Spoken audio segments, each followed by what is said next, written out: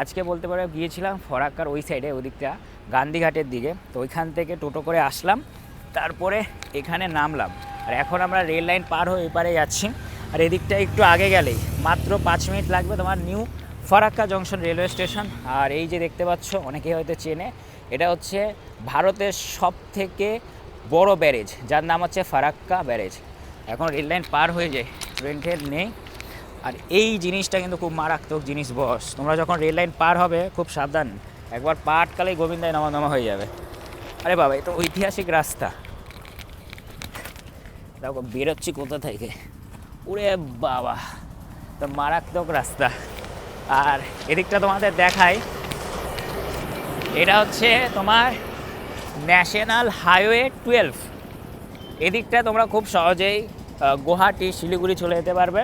আর এদিকটায় কলকাতা বহরমপুর মোরগ্রাম চলে যেতে পারবে।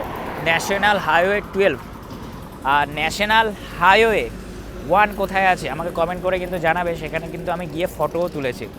আর আমরা এখন যাব হচ্ছে ওই পারটা, চলে আয় চলে আয় চলে আয়, এপারে যাব। আর এখান থেকে ফরাক্কার তাপবিদ্যুৎ কেন্দ্রটাও দেখা যাচ্ছে, ওই যে বড় বড় চুল্লি দেখছো ওইখানে।